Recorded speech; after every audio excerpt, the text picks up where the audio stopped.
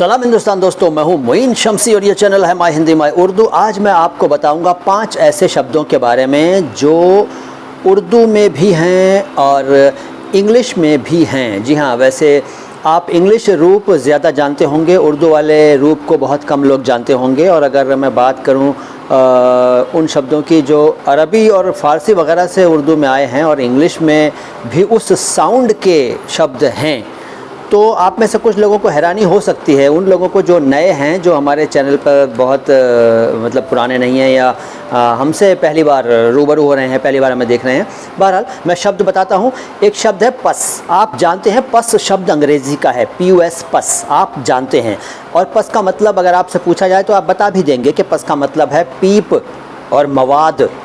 बिल्कुल ठीक बात है। लेकिन पस उर्दू में भी होता है। ये उर्दू वाले तो शायद जानते होंगे, लेकिन बाकी लोग शायद ना जानते हों। बहरहाल पस शब्द उर्दू में भी है, फ़ारसी से आया हुआ शब्द है। पस का मतलब उर्दू में होता है बाद में, आखिरकार, अंततः, दोबारा, फिर।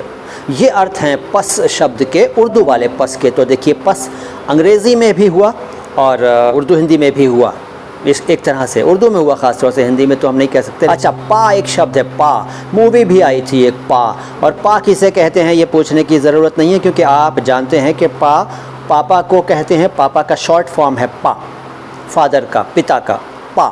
बिल्कुल ठीक बात है। लेकिन पा उर्दू में भी होता है। आप में से कई लोगों को याद आ गया, बिल्कुल ठीक याद आया। पा का मतलब है पैर, पैर, पग, पद, चरण, पाँव। ठीक है, पा। तो देखिए, 2 शब्द हो गए जो अंग्रेज़ी में भी हैं और उर्दू में भी हैं, पस और पा हो गए। इसके बाद पापा। अब देखिए, पा के बाद पापा डायरेक्ट ले लिया। पापा शब्द अंग्रेज़ी का है, ये तो आप जानते हैं, और पिता को कहते हैं, ये भी आपको मालूम है। लेकिन पापा उर्दू में भी है और फ़ारसी से आया है, ये आप में से कुछ ही लोग जानते हैं। जी हाँ, पापा फ़ारसी में भी शब्द है और उर्दू में भी चलता है, वहाँ से होता हुआ आया है। और पापा का मतलब है पोप, जो अंग्रेज़ों के क्रिश्चियंस के जो सबसे बड़े धर्म गुरु हैं, पोप, उनको फ़ारसी में पापा कहते हैं। पापा यानी क्रिश्चियंस के सबसे बड़े पादरी को उर्दू यानी कि ये कहें कि फ़ारसी में पापा कहा जाता है। पापा, पापाए रोम। अब जो पोप है ना, सबसे बड़े जो धार्मिक शख्सियत हैं क्रिश्चियंस, हमारे क्रिश्चियंस भाइयों की, तो उनको पापाए रोम कहते हैं, पापाए रोम। तो देखिए, पापा अंग्रेज़ी में भी है और उर्दू में भी है, जो कि फ़ारसी के माध्यम से आया है। अच्छा, अगला शब्द है पास। पास भी आप जानते हैं, पास आप सब हुए थे। ज़िंदगी में कभी पास कभी फ़ेल चलता रहता है। नाकामी और कामयाबी तो एक ही सिक्के के 2 पहलू हैं। ये लंबी लंबी बातें करने का वक्त नहीं है। फ़िलहाल मैं ये बता रहा हूँ कि पास अंग्रेज़ी का शब्द तो है, जिसका मतलब है उत्तीर्ण हो जाना, सफल हो जाना, कामयाब हो जाना। लेकिन पास का मतलब कुछ और भी है उर्दू में, और उर्दू में ये फ़ारसी से आया है पास। वहाँ यानी कि उर्दू में पास का मतलब होता है एक पहर का वक्त, और निरीक्षण, रक्षा, लिहाज, शील, संकोच।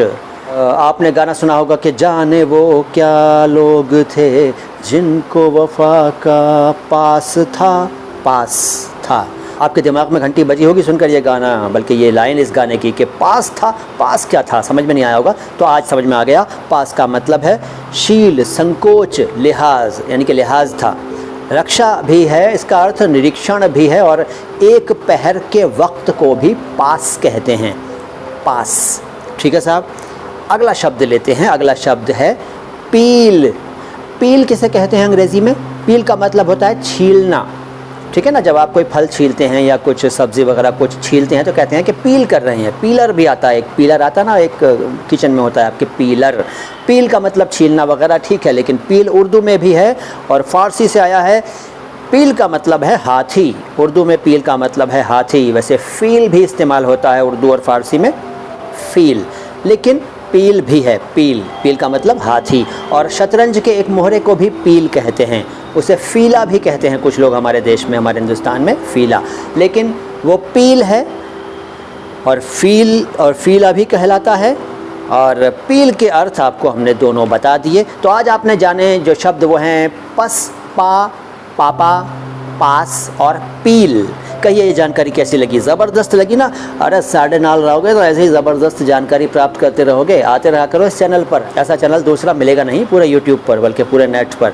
अगली बार आते हैं लेकर कुछ और जानकारी का ख़जाना। सलाम हिंदुस्तान।